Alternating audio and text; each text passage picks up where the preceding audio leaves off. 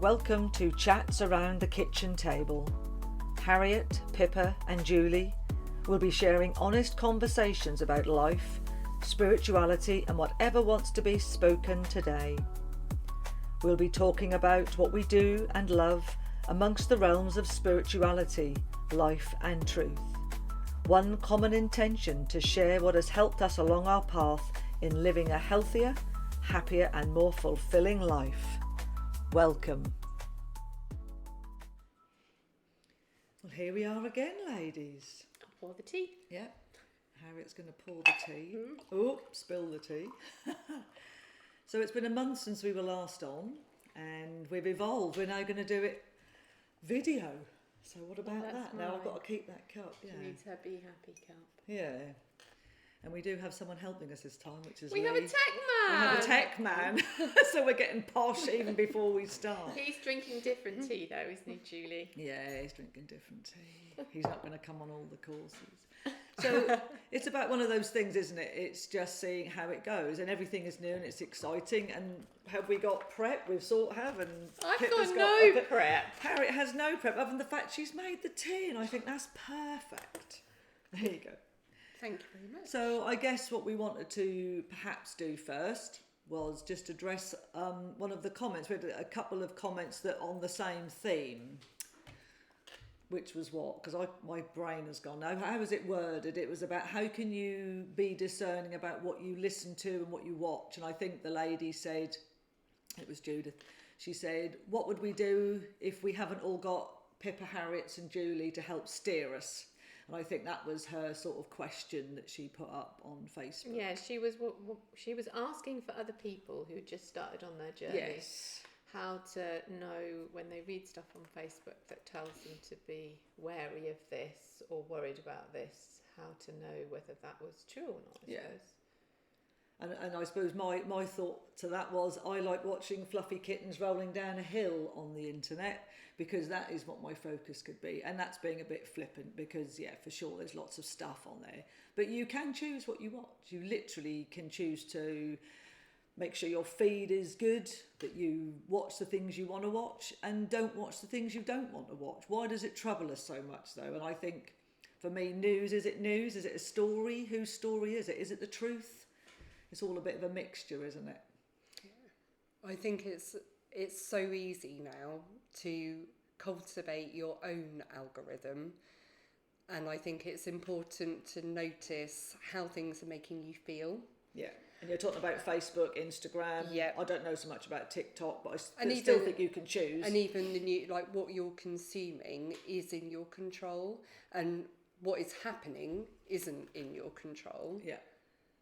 But how you're consuming it is. So my immediate thought is that if you're feeling anxious or if things are making you feel fearful, then choose fluffy kittens for a little while. Yeah. Also not forever. It's not saying that this stuff isn't happening. Oh no.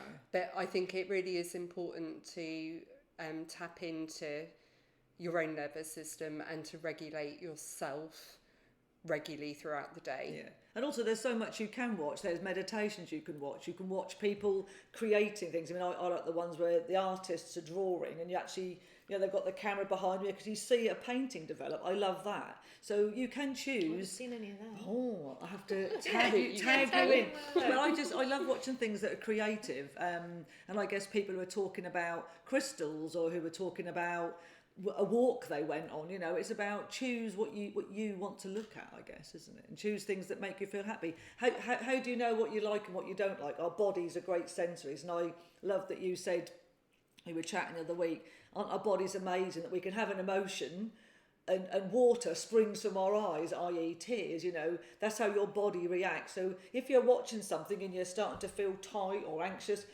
it's not discern, will this serve me? How will this make my day better? And it's literally switch it off. When people say they have an argument on the phone, how do you argue on the phone? In my day, it was you put the receiver down. But now you can just disconnect the call. You can choose whether you answer or not. I don't know how people have arguments on the phone.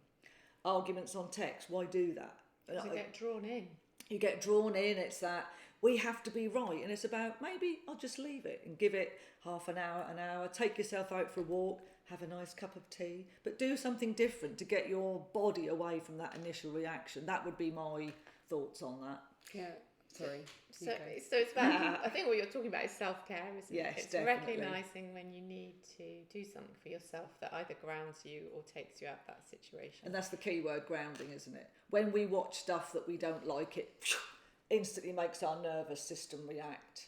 So going back to what I think the question Judith was asking was about how you discern whether what you're reading is true or not true. Yes. So you're talking about just general tuning news. into your body. Yeah. Tune into your body, and if your body reacts in a way that doesn't feel calming and doesn't feel grounded, then it's probably not true for you. Yeah. It might be true for someone else. Yeah, definitely. And I think this whole way that we have been talking about what we're drawn to and what we like, that is all about choosing. It's about choosing. Choosing what you want to focus on, but also choosing what's true for you. And just because it's true for you might not be for someone else. Everyone looks at something from a different perspective. Yeah, we've all got different backgrounds, stories, lots of.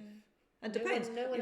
You may have people who are living near the troubled zones, and therefore your thoughts about that would be very different. Are we going to talk? Are we going to go there? No. Let's go there later. No. It's a bit too early to go there. We will go there. You said about choosing. We haven't chosen a card, look. No, we haven't. The whole point of having the other phone set up is that we're going to choose a card, because we realised last time that we said the cards and we know them backwards, frontwards, inside out, but we realised that you people didn't. So we're going to... Can I just say as well, like before we go on, definitely. like hi to everybody on Facebook, because I can see that some people are a watching few people us. watching. So I would say, But how lovely, and I think I hope that you guys have also got a cup of tea and are literally joining us around the table right now. Yeah, that'd be a good thing. Yeah. But we are recording this, and it will be going out as a podcast. You can either watch it or just listen, but we're hoping with the element of the video. So we should just say really that this is Harriet, in case you don't know. I am Julie, and this is Pippa, because you might not know. And our voices are very distinct. Mine is particularly Norfolk. Pippa's doesn't normally sound like it does today. Yeah, she's got a bit of a husky. You've got a bit of a sexy version. Deep voice. Enjoy it. So you are from Norfolk, but you haven't got such a Norfolk. I'm not from Norfolk. No. I said that a bit like an You've insult, lived didn't here for a long while, haven't you, I suppose? I come from Guildford in Guildford, Surrey. yeah. So Guildford in Surrey, so she and has I a bit came of a posh to twang. Norfolk. Twat, did you say Twang. that? I came to Norfolk. to Norfolk 30 years ago. Yeah. So although you are from Norfolk, as I meant, and you live here now, is what I meant I from see, Norfolk, yes, before not you get your originated. insulting pants pulled off. Yeah. Yeah. So I'm just going to pick the top one, because the top, see, the top one's always the best one. So funnily enough, the card we picked for the test card was the Tower. And for those of you who know about the Tower, Harriet's going to try and turn it round. We've got many things propped. We should show a picture of the props. Yes, there, yeah. So the Tower is something that people fear because it means a complete change. Everything's going to be different and we're throwing everything out. But how great is that? When everything changes, new things come in. For people who are listening. Yes. Shall we describe the card? The Tower. So this set are the Light Seers by, forget her name, Chris Ann. So these are the Light Seers, and these are slightly kinder pictures than the Rider-Waite, which can look a bit more sort of dated, I guess, but these are more modern. But yeah, do describe the Tower. That was my day. Well, things are falling out, and there's a light. So there's a tower, a physical tower. This one's made of branches, but the other card is a bricks. The other is a brick tower, a brick tower, and things is struck by lightning, and things are falling out of the tower. Are there some animals around there? Do I I've got the remember? wrong glasses. There's a on. rabbit and a... that one, but in the other cards, it's people. It's falling. people actually, Yeah. and there's So a it's like crown falling out. It's So about it's everything rough. changing. It's rough, isn't it? It's a shake-up. And I always think change is the only constant. And my thoughts, I say to people, that is, when you go to the beach, the sea is always the sea. Whether it's tiny little waves or big crashing waves, it's still the sea.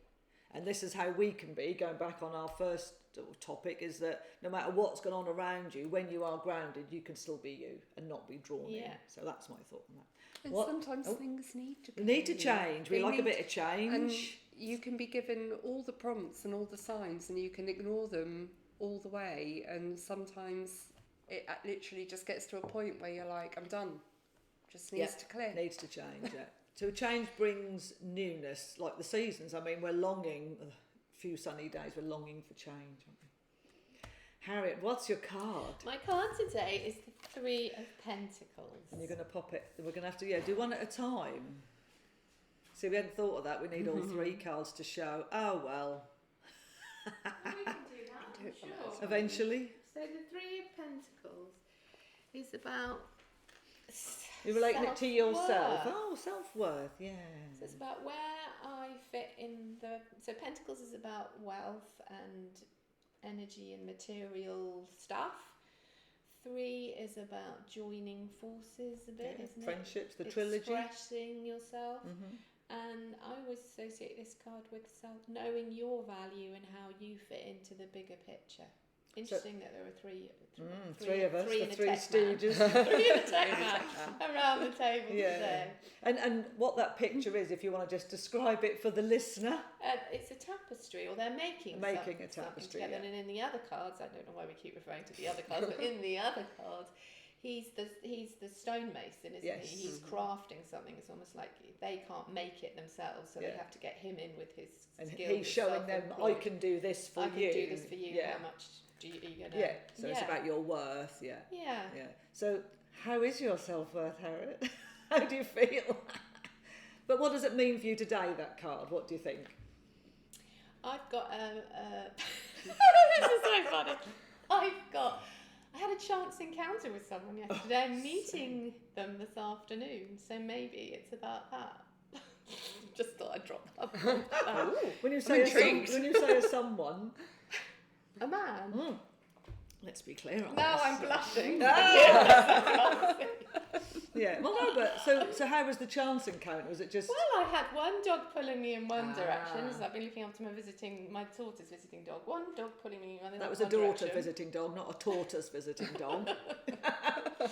So the greyhound was pulling me one way, the Patterdale, my Pip, was pulling another way, and then the car came down the junction of the road. So I was right in the wrong way, whichever way you wanted to go. So right in the wrong way. gathering my dogs, which were very interested in what was sniffing on going in the corner, pulled them closer, and sort of made an apologetic face to the person. I couldn't see who it was. And then the window wound down, and he went, "Do you know which way to the ocean?" Oh, from here. He's a foreigner then, calling it the ocean. We have the beach and the sea in Norfolk. And I went, sorry, what? What? And it just went on from there. Oh.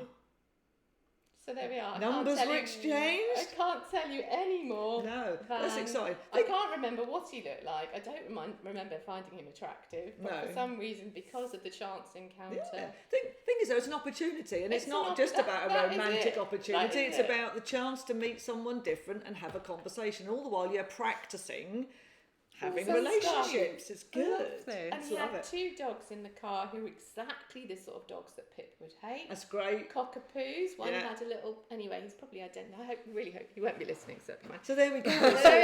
so Pippa, Harriet's confession of the morning. Yeah, that's it. Yeah. So when you were asking me what does it mean, I literally couldn't think of anything else. So I that's okay, but that's the thing, isn't it? And I always think it's good to not look at your cards.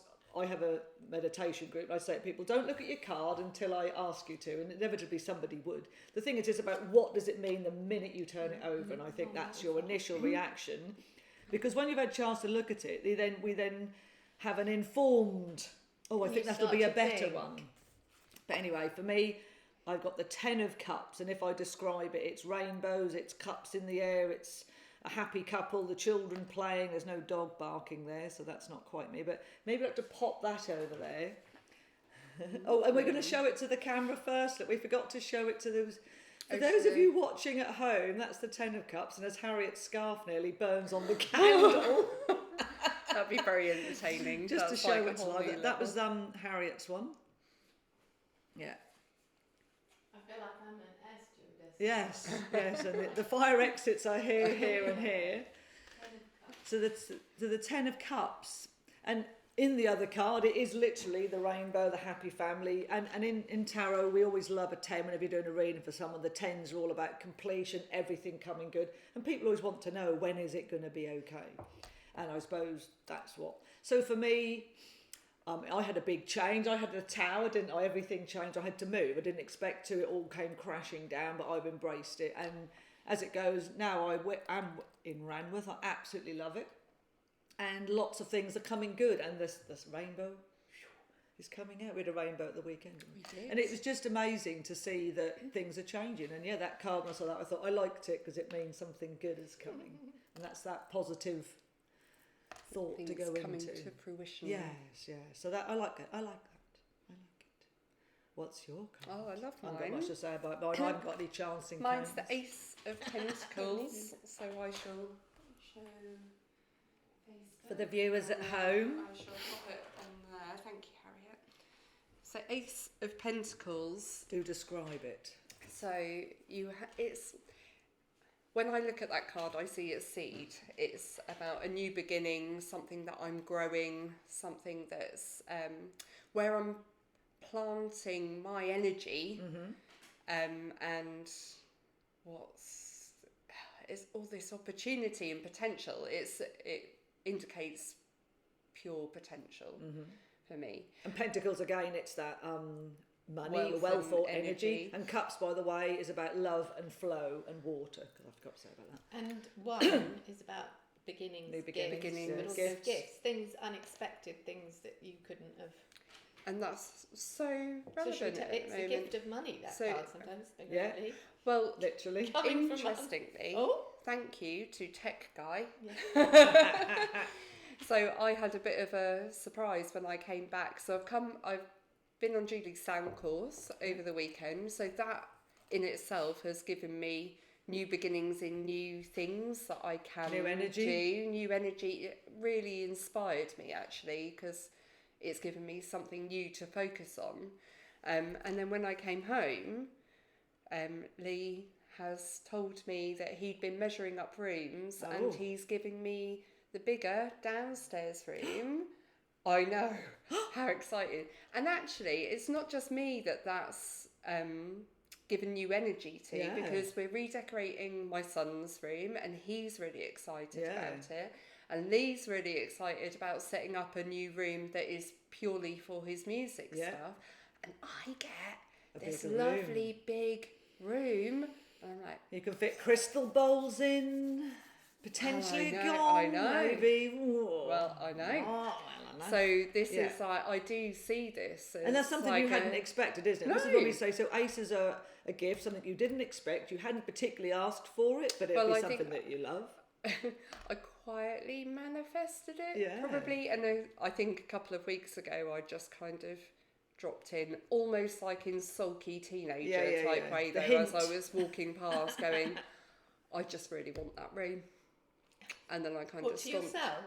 Yeah, I Or think to I the was cat? I was just saying it out into the ether while people Yeah. were in earshot. But also from a client point of view, a downstairs room, I still would say, is a better choice. So I have a Yeah. room upstairs, and I don't put that on my website that I do, but I did have someone who messaged me to say she had a disability, didn't say what it was. As it happened, it was a mental disability, so of course you can climb the stairs. But if I had someone who was elderly or, you know, not able-bodied, they would not be able to get upstairs. I'd adapt, I'd use the lounge, but it's the fact that a downstairs room is always a winner. I absolutely love my little room. Of course. And it has like given me so much, and, Yeah. and I love being in there. Yeah. But I am a little bit fed up with having to like shuffle things Yeah. around so that I can squeeze past everything, and just having that space. Yeah, but having everything that you want to use out at one time is always a good thing, isn't it? Just- So yeah, I've got awesome. so many ideas Cool. that can all now Yeah. be put into place. Good. And I know what I'm like, and I know what Lee is like when he gets an Yeah, idea. just do it. So there's already like a little bit of paint on the wall, Yeah. like after. The King of Wands. Because it is literally okay. Well, we're doing it, so Yeah, let's yeah. do it. And Yeah. and I think that's really important actually. And I know you've spoken about this with what's the lady, the Let Them Theory lady, Mel Robbins, who yeah. talks about if you're going to act me. on something, if you Yeah. have an idea, it's about like acting on on it, and That's fire horse energy, though, isn't it? And the fire Go, horse. go, go. This year it's about acting, isn't it? Acting with intention and then harnessing that energy that is already available to you because of the year of the fire horse. Anyway, carry on. Typically, anything you manifest, though, you have to give zero attachment to the outcome. And that's the thing. That's a big topic. People... Just going to bring this in right now. Yeah, but the thing is, when you said like sulkily, "Oh, I'd really love to have this as my room," then you just gave it up. You just thought, "Oh well," you weren't then plugging for it. If she was manifesting by the book, she should, and notice my use of words. There are no shoulds, but you should have not said it sulkily. It doesn't matter. And it happened anyway, didn't it? So I've got a new theory on this about vibrational energy, and I think it's about shifting your vibration, which is finding joy. But you'd be happy whether you had that room or not. You're not basing your happiness on that room. You just had it as a desire, and so you actually gave zero attention to the outcome of that. And having it made me think, actually, even as I was saying it, I was like, but look at the room I've got, which I never expected to have. Because that was literally a spare room stroke dumping ground office that just used to get full of washing or stuff that people didn't really want. Boxes. Tell us what you do in that room right now. Yeah. You may not know. So in my room your now, magic room. We all have magic rooms. In my room now, I have clients come and I use it for Reiki healings, crystal healings, auric field tuning. Yes, what's that little one there? Auric field tuning. What's that? Oh my That's goodness. a big subject as well. People don't know what that is. I don't So think. that is using tuning forks to, what would you say, to process, to it work triggers? through. Yeah, it clears the aura of past triggers. Aura? Your aura is your outer Energy. body. I'm like the interviewer. Yeah. Energy field. Harriet suddenly found her voice. Yes, I'm good at being commented. How I visualise it in my head is that we almost collect things in our energy field. Yeah. So as we're like moving, sticky notes, I like to think Oh, of them. sticky notes. So Sticky do notes like a on the post-it outside, note, because that's yeah. what people see, And and I it's think- not really you. They see that sticky note and they react to it, and it's because not that's really the you, first but thing that yeah. they hit. Yeah. Sorry. And I think some things go deeper. Some things are right. They're not very sticky Yes, notes. Some things are really, really sticky notes. So It's when people keep repeating the same patterns, that's a really good energy, because you put the vibration of a tuning fork through it. Literally, you are just waving a tuning unsticking fork it. in the energy, and you're shifting that. So yeah, that's how that works. So this is what happens in my magic room. And there's one more thing you do in there with heads. Indian head massage. Oh, Indian head Don't massage. leave that hanging. No. And actually, recently I've had because I offer that as an add-on to a Reiki healing. So I've had quite a few bookings where people come for 20 minutes, have an Indian head massage, and then they will lie on the bed for their Reiki session. And I love watching people just go. Yeah. Because they're already so relaxed from the Indian head massage, and you just see them drop out of life. Because the Indian head massage is something that's physical, and some people genuinely like the physical. And anyone who knows my story, I did massage for years, broke my little hands, but people loved the massage. And when I had to make the decision to not do massage anymore, only 2 of my 90 client base wanted to come for anything else because they just liked the massage. So I learned quickly it wasn't about me, they just like massage.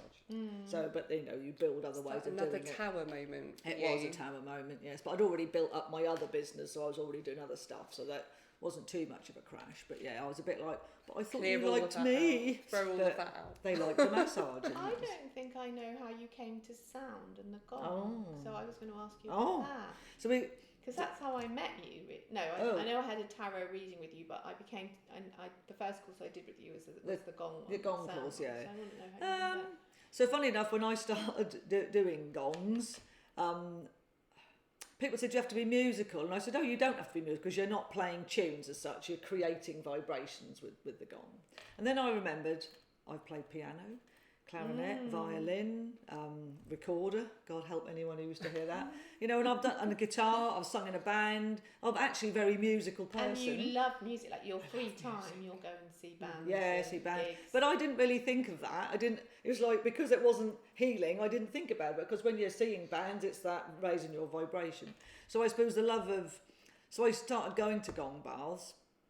And Jay, who I now do the gong baths with, I dragged her along to one, and she'll tell this story. She said she laid there and thought, what on earth is this? Like, how long is it going on? I'm really not sure if I like it, because you are literally laying on the floor with these gongs playing. But then she found she had really profound visions from them. Me, I go to sleep, that's me, because I think I'm busy all the time. So the minute I'm sat down or laying down, if I'm not talking, I am asleep. But for me, that gave me a deep relaxation. Then I'd have visions later. So that's how I started with the gongs, I guess. And then I was teaching gongs with someone else for about 9 years. And then Jay and I broke off and started to do it ourselves. So that is how we came into it.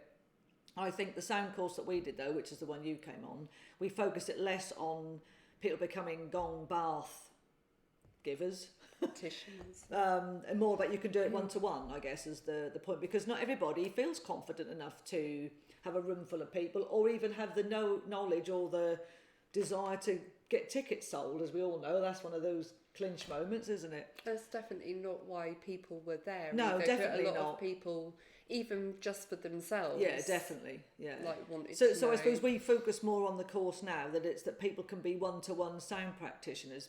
But the thing is, though, so I always say Reiki, crystals and sound is what I do, and people will book an appointment depending on what word they understand. But when they come to me, I just give them whatever happens on that day. I never just do a one anything, not because I don't think it's valid. It's that using that lovely word, intuition, isn't it?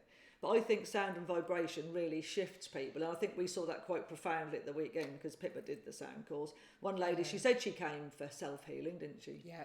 And she was already quite amazed. One of these ladies, she cried as soon as she started talking about herself, which was lovely, but she's a very emotional person. But she saw that as a fault, didn't she? That was the first thing. What was the fault? That she kept crying. That she was crying. She kept apologising. Yeah. And we said, really don't apologise. You know, it's just letting go of those emotions. And the more you let go of them, the easier it becomes for you. I think it's also a sign that something's touching Oh, you. definitely. Like but she you can imagine came a to the child, she course. was told, don't cry, don't make a fuss. So that is... But then yeah, in the that stage of her journey, that Yeah. she actually comes to somewhere where she feels...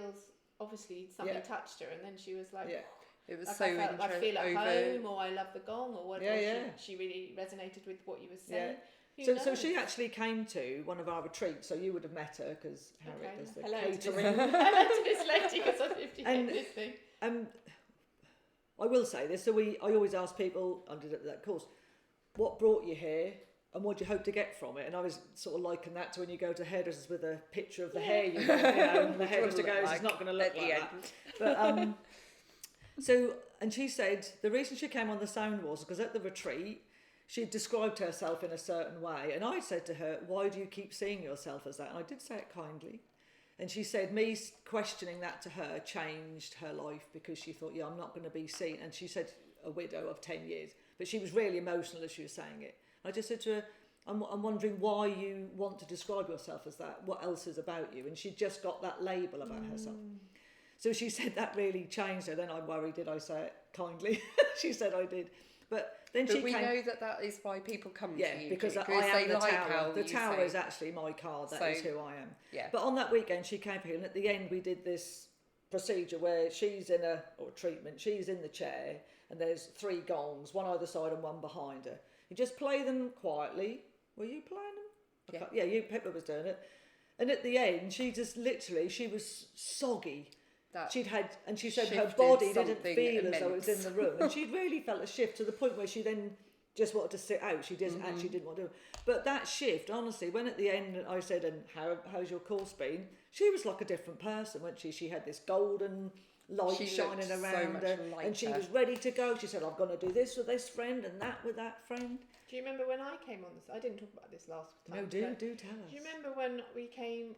I did the sound course with you, and there were 2 gongs, and there were frequent. It was the tubes. The tubes, yeah. Frequency tubes, and Hayley was playing the tubes, and I just had this immense sort of disturbing feeling that started here in my sort of solar plexus region, and it built and visually it was like black smoke. Oh. And it was just like spiraling up, and it became so overwhelming, and then it was just anger. Oh, really? Anger, and I got up, and it's very, I'm usually quite mild and quite meek. Just got up. I said, I'm really sorry. So she hadn't finished. Just got up. I said, I'm really sorry. And I just went outside and talked to the trees, and I felt great after that. But it was an anger release for me. So I mean, there's which some. I had. Sound is so powerful. So the vibrations are really powerful, aren't they? So from the time that you went to that first sound bath, yes, and Jay came with you, and she didn't really rate it the first time. What happened between there and then you owning a gong? So the thing about, we went to a gong bath at St Andrew's Hall. There was many players there, and at that time Jay and I weren't. Had we done gong training? No, we hadn't done any gong training. Yeah. And somebody that was I can't think it was David, was selling a gong, and the biggest joke of it all was. And my husband was like, head in hands, we came home with that gong. So Jay, it's a bit like going to see a puppy. Yeah. You don't go and see a puppy unless you know you're going to take. You went and. So the thing is, though, Jay and I had been doing events together, and we hadn't particularly taken wages from it. They were like, it was really weird. It was or just kind of circle. Spiritual awakening groups. They were like a circle, but So you talked mainly. We were talking. I love to talk. Anyone knows that? And we didn't take any money from it as such. We just used to keep the money, and then we had £300, and that's the price on this gong. So I said, right, we're going to buy it, and we brought it home in the car. And it was only a little gong, and then I think we had started doing sound baths actually, but we didn't have a gong. Yeah, because we did the sound bowls, we did all the percussion-y bits. And I did used to, when I was at school, I used to play the glockenspiel, double-handed, all that. I can't imagine how I did that now. So I guess we did a bit of percussion-y bits with these sound bowls, but then we brought the gong in, and I couldn't play it. It just didn't play for me, but Jay was like facing it, loving it. And then time went on, and I started did the gong training, and I suppose eventually we just bought bigger gongs, which I do think are easier to play. If they're too small, they're a bit harder. But then we sold that on to a lady called Barley Green. I always remember her name, a yoga teacher, and she's still got it to this day, and she plays it. So I think that was, and I just loved the gongs. Something about them. Yes. I can see the vibrations as they come off them, and I see them as patterns or colours.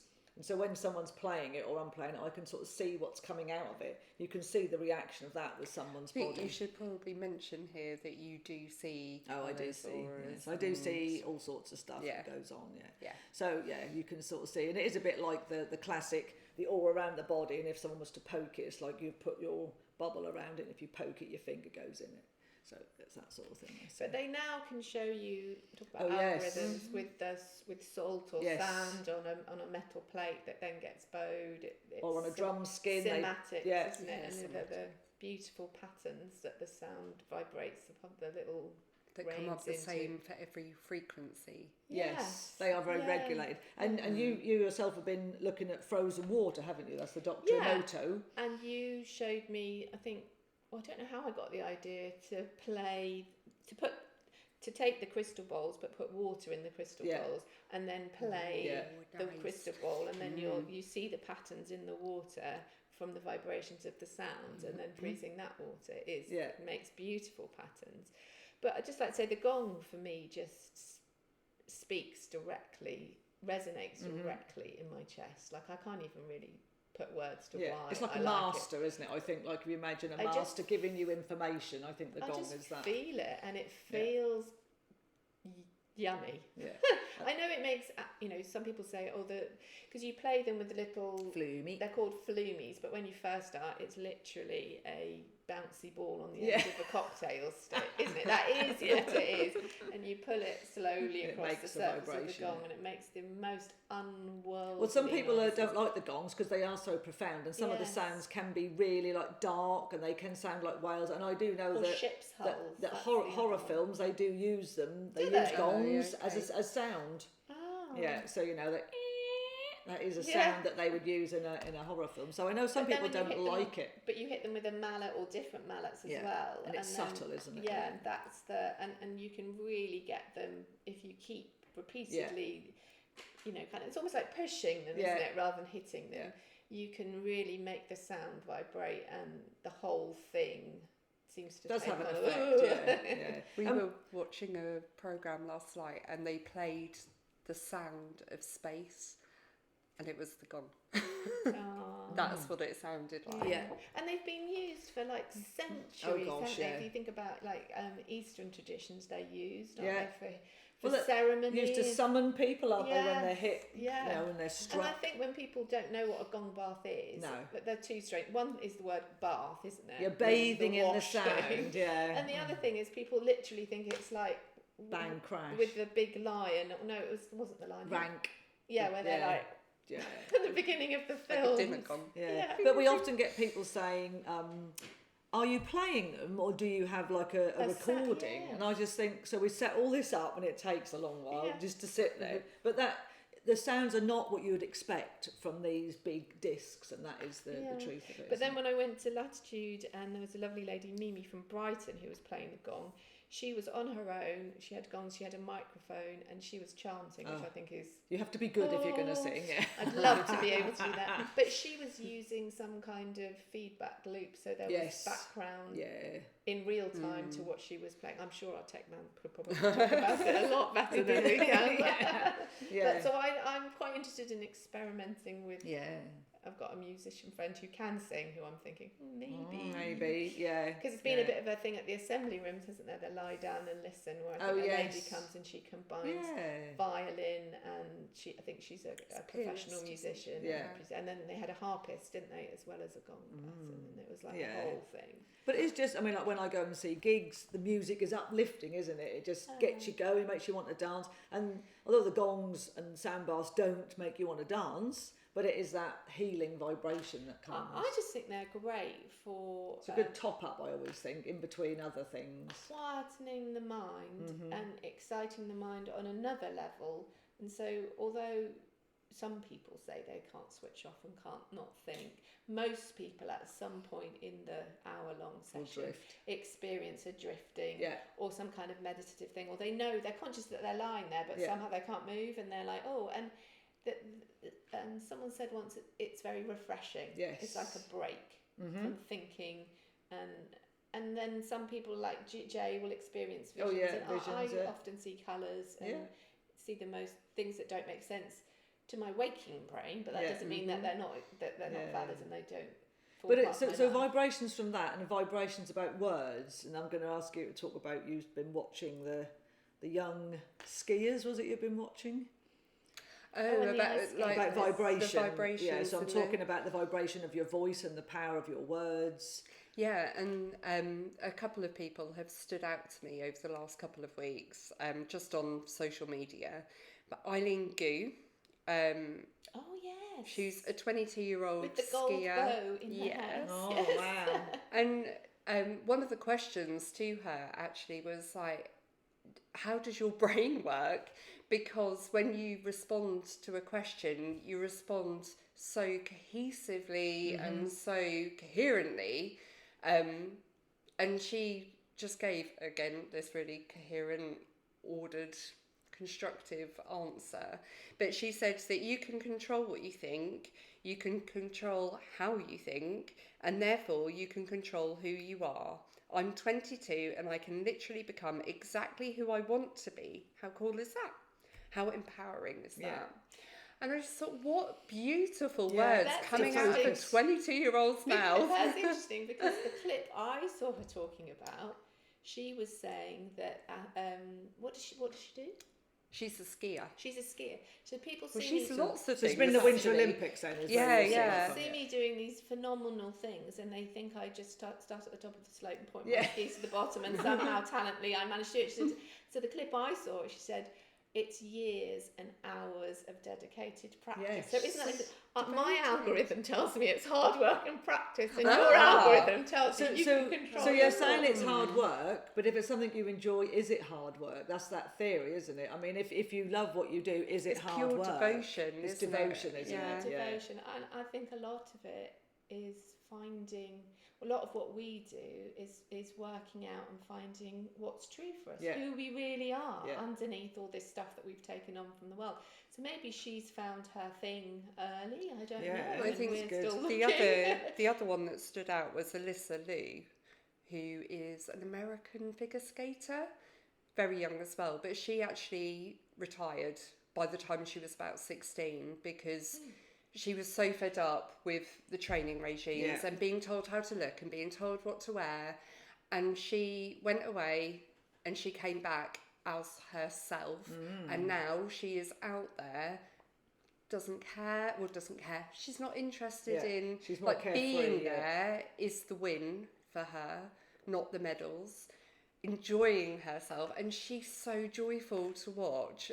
Like the light just radiates out of her when she's performing, and the words that she uses around herself reflects that too. So she's like, you know, I've been there, and even with struggle, I've got a quote here that says, "I love struggling actually because it makes me feel alive." Yeah.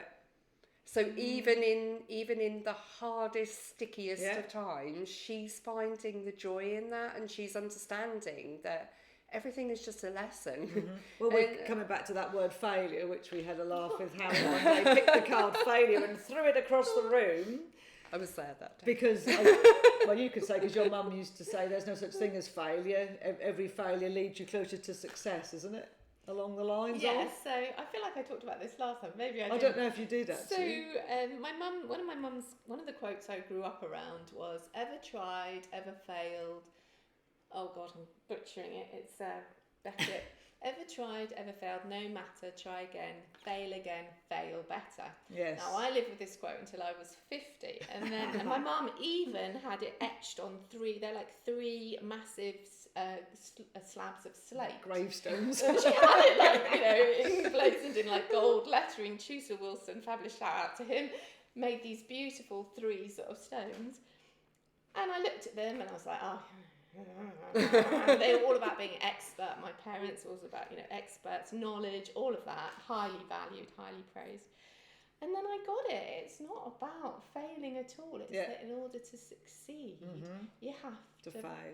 Failing is part of the process, and you learn through failure. And it's not. And yesterday I was listening to Stephen Pressfield's book about creativity. And he said he'd written like 15 books in 10 years and none of them had sort of been published. And he ended up getting one book to an editor finally who was like interested in taking it further. And then they ended up saying, no, we won't publish it. And he said, and it was a defining moment for him because he realised he hadn't got a success yet, but he did have one failure under his belt, like a recognised public failure, and we're just all conditioned to be allergic to it, aren't we? And well, it hurts, doesn't it? When something doesn't go the way we want it to, it makes us feel. But then we're so likely to give up. Whereas your Eileen Gu, if that's her name, I've explained it. Alyssa Liu. No, the first. Oh, Eileen Gu, Eileen Gu. How many times would she have failed in all those Fallen years? Over, all of that. All athletes know that, all of that. You know, it's not a failure, it's just practice. Yeah. And sometimes by failing, you realise that's not what you want, and that's a good indication as well. Because to keep trying doing something that's really not working, that to me isn't productive. And I think it has to be a point where you go, enough is enough. But if every time you think, well, that's like gamers, isn't it? And I remember hearing this from someone. When games are devised, if you just played it all the way through, there'd be no joy in it. The point is you do fall off the cliff, you do die, you have to collect that gem and you haven't. And that is part of it, is that condition that you want to get past that point. And that's what makes it a game. Yeah. If you just win every time, There's no achievement, is there? Yeah. If we were all perfect, it would be very boring. Well, that's what they say about life as well. Yes. The achievements. If it was easy, we wouldn't appreciate any of it. Yeah. It's the imperfect bits that are my favourites. Well, they're not mine. I don't know. Yeah. So, I don't know which bit to talk about. The 7 essentials for human life, or the thing I discovered about surnames? The thing you discovered about surnames. Okay. So, my surname begins with T. And when I was a small child, obviously at school, you go to school, they call the register out, don't they? So, I just assumed that the teacher preferred all those other children before me. Right? Oh my goodness. Don't need to cry for me, I'm over it now. But also I'm the last of 6 in my family. So, you know, I was a bit like, whatever I did, they'd seen it all before. So it's a bit like, you know, I was not ignored, but quite a lot of it I just left to get on with it. You could see that as either way, couldn't you? So eventually I worked out that that was to do with surnames, but it didn't obviously take away that initial trigger. We're talking about triggers, that, you know, put it into me that, you know, she likes all them. The same as if I offered you 3 biscuits, inevitably you'd pick the one you liked first. That was my theory. Yeah? Except I wouldn't, because the sort of person I am. But yes, I'd go, I'm not allowed to have that one, because that's the most delicious looking one. I'll have that one. Yeah, anyway, so that's all theory. So then you get, you know, you get older, and then in PE, there's always 2 people chosen to pick the teams. Oh, horrific. Right, horrific. Horrific. And they were normally, I would say, the better people who were good at sport who picked the teams. Now, I was good at sport, not a problem. I was always picked first, second, third, not a problem. But I really felt for those people who were never picked first. So when I was chosen to pick a team, I would always pick those that were left. Right. Reverse. It's obviously not a very good strategy if you're trying to win anything, but I didn't care. And our games didn't, you know, we probably didn't win. I can't remember now. But the point is, I didn't want them to feel like I felt when I was registered name and when it was that. So there's that thing, isn't it? There's my empathy and wanting people to feel equal. So that's just a weird concept. So I was just thinking about surnames really, and where you are and how, if that affects other people, because you're an N. So yeah, but I was a what C. were you? A C. So what do you think? I was at the beginning, but I was definitely the person who was always picked last, and that was really traumatic. Yeah. Like I used to hate PE because I just knew what was coming, and I felt like it was my fault if we lost. Yes. And I think it's been a very recent thing for me where I've allowed myself to let go of outside expectation. Yeah. And I like... Because you are pretty sporty. Well... You've run marathons. But I think that it was the belief that I believed all the people who were telling me I wasn't any good. But I never really, in hindsight... I think I never really got an opportunity to shine, even prove that or to work it out for myself. And everything that I did after that, which was like way after I left high school and college, and I chose to do the things, and then actually discovered that I really enjoyed running, and actually I was quite good at doing that, and I changed my story around it. Definitely. So the point of bringing this up, I'll ask you about yours in a minute, is the fact that when you fail at things or things don't go right, check through your previous beliefs about yourself. So do you always think you should be last? Do you think you should put others first? Because that's part of me, putting others first before how I feel, and that can be a problem sometimes. So it's a learnt behaviour, isn't it? And a desire for people not to feel left out. So sometimes I do things I don't want to do because I don't want people to feel left out. So maybe that's not such a good thing either. That's an anti-belief, really, isn't it? It's about challenging why things don't work. And, you know, anyone can have anything they want, but you have to really want it, I think. You have to know that that is something that you can do, regardless of the beginning. What was your initial surname? You want to talk about surname or my PE history? I don't know either or, but I was interested in where you are in the register. I was D for Driscoll. So you were fairly early too. I was fairly early, and I didn't make that association. No, well, I mean, everyone's thoughts are different on that, let's be honest. But maybe it's because you were early. Yeah, maybe you didn't have to have that failure. So, and when I got married, I really didn't want to change my name. But bless him, Brian was so visibly offended. He literally couldn't get his head around that I was amenable and changed it. And then I went through this weird time where, you know, you change everything, like your bank stuff and everything. And I wasn't Driscoll anymore, but I didn't feel like I was Getley, which was his name either. So then I was like signing stuff, but not really. So you sort of didn't feel like it wasn't you. And then it became me, Getley. Then I wasn't Driscoll anymore. And then it was like, well, what's happened to Driscoll? Where's Harriet Driscoll gone? She's now Harriet. You know, it just wasn't great for me. And then now I'm still Getley because Florence didn't want me to change my name, and I don't think I did either, really, because I'd had this problem with being Driscoll and then Getley, and actually 2 days ago I decided I was going to go back to being Driscoll, but not change it because you said a while ago, well, you can just change your name. You can do, just do it. Just be known as. Yeah, for sure. So that was interesting that that's come up. Yeah. My children have all got married with, well, two of them got married. They're not. They're not anymore. they're not changing their name, and they've never considered changing their name because it's just not what they want to do. Well, I've now got 2 names because Simon's an Adkin, and I didn't want to not have my Turner because that's my dad's name. I've had 3 surnames now. I used to be a fish for years. I was a fish, and everyone bought me fish things, Julie Fish. And my worst thing was Sophie at playgroup. Someone put on her peg Sophie. They wrote fish, cake, and chips, and I was really offended that someone had defaced this poor little child's nameplate. Anyway, so I've been a few names. I've been Giles, Fish, but I wanted to keep Turner. So I thought to honour Simon again, because he was quite keen, so I just put Adkin on the end. Yeah. But I could be an A now and be at the first for everything. That's what I thought when you said you were T. I was like, well, I think she's A. No, I'm a T. You always put me as Adkin Turner, but I'm actually Turner-Adkin. Oh, are you? I am. Not that I care, but yeah. Oh, well, there we are. Anyway. But I do want to give a shout out for Brian, having just been possibly slightly, because he was great for me with sport, because I loved sport, hated PE, used to have music lessons in PE. We learnt lacrosse at my school. Can you imagine? Cradling. Posh my school. God. It wasn't necessarily that, because we never played hockey. We didn't play football. I played hockey, broken ankles and all sorts, or clobbered ankles, not broken ones. So I really hated PE. We used to have to wear pants. Oh yeah, definitely pants. Yeah. Can you imagine with like the coloured stripes? Big, thick. God, big over pants. Yep. With your tissue tucked in there. I can't believe I'm saying that. That sounds horrendous. PE knickers. PE knickers. PE knickers. So hated PE. PE could go and I wasn't bothered about that at all. But then Brian really introduced just playing it for the hell of it. Yeah. If you enjoy playing it, and I used to play tennis with him, we'd play all sorts. I was always rubbish, but always enjoyed it because he brought that enjoyment. And now you run. Yeah, I've run since I was a teenager. Okay. And I've always just danced. never got anywhere. Just keep. So I don't think I'm not. I don't know what the word is. Sporty. But I can't. I've got no connection.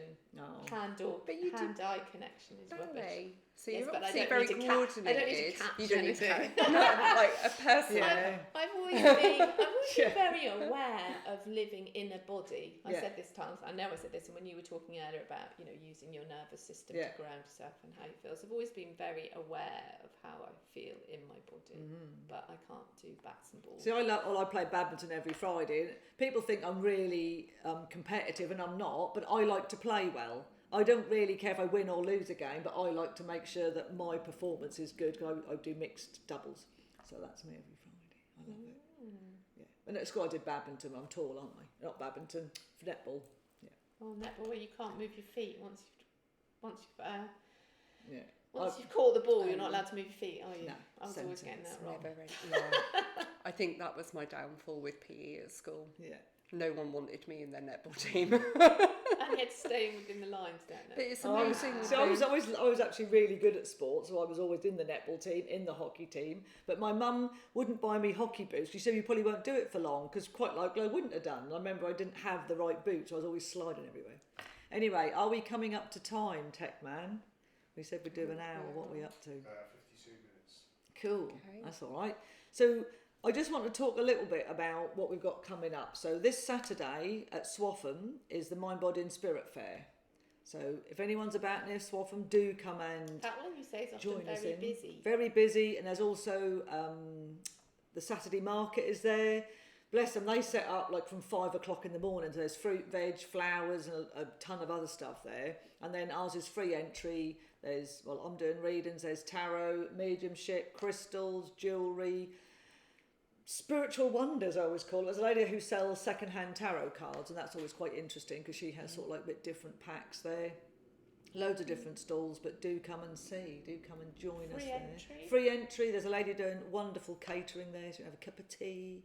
There's somebody doing treatments. I've got someone doing sound and someone doing reflexology. Hope he is. So my vision would be to have a massive retreat place where everyone I've ever taught works for me. And so that, I don't think the big building's coming, but in effect I see like the Mind, Body and Spirit. There's a lot of people there that I have taught to do things. I'm seeing that like a community. So the sound lady is someone who was on my course, for example. Not the reflexology, I don't teach that. But that's how I feel, is that's all starting to come together, that people I know that I'm making come together. This is the place that it's in, but I like that.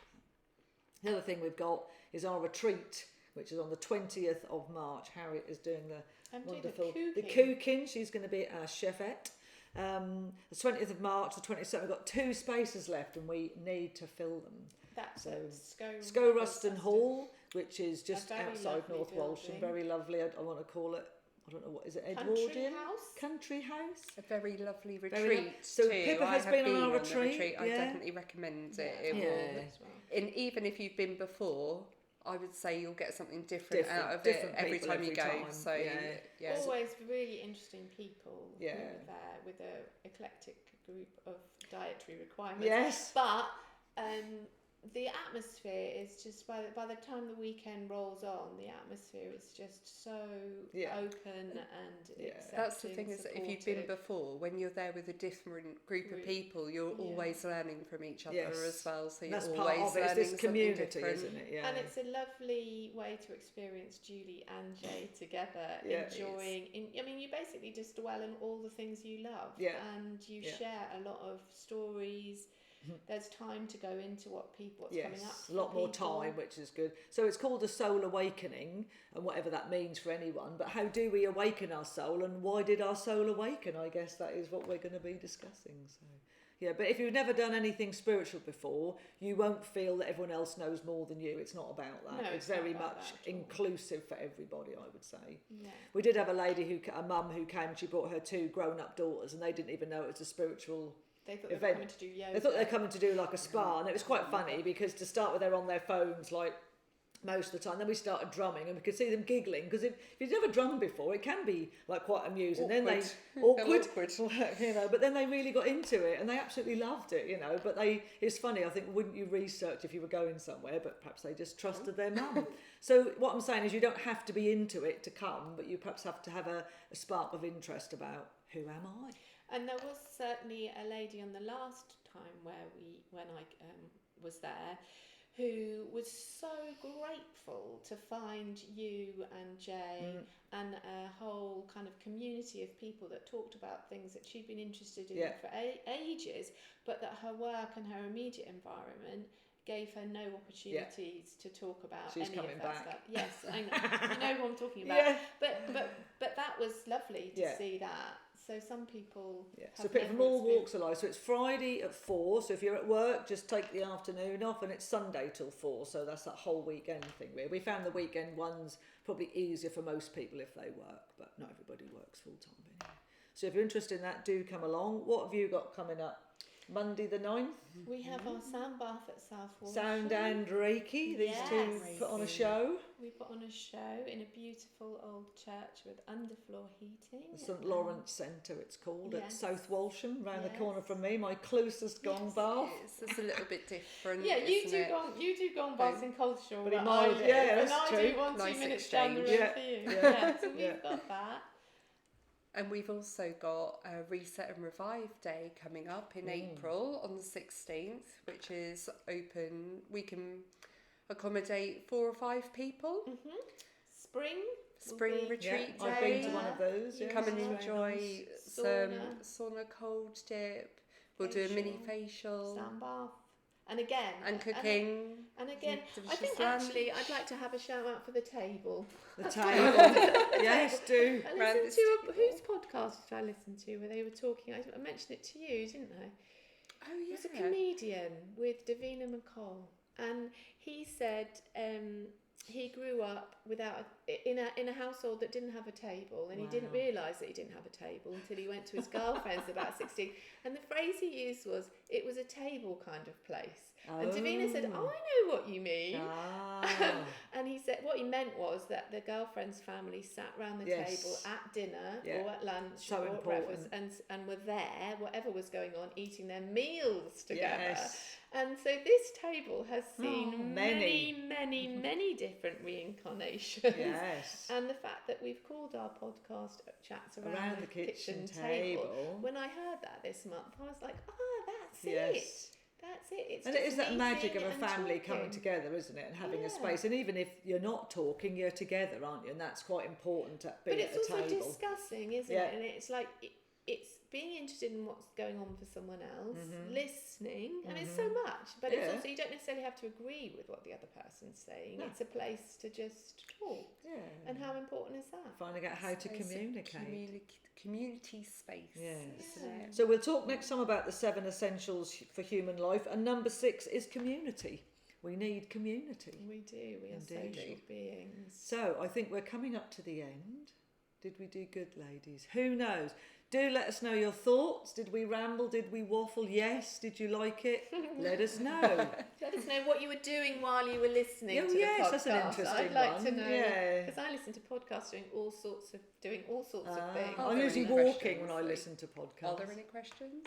We had Oh. some comments. Just Hello. Yeah. Hello, lovely to see you. Thank you for What your do we say? encouragement. Anyway, we give thanks to Lee for setting it all up for us, and just hope that I can remember how to do it next time.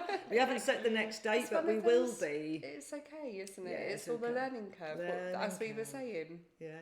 Anyway, we'll say goodbye for now, ladies. Bye. Bye. Thank you for listening.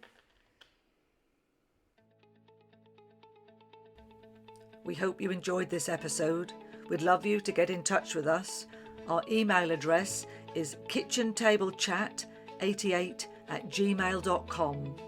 We welcome your questions or even suggestions for future topics.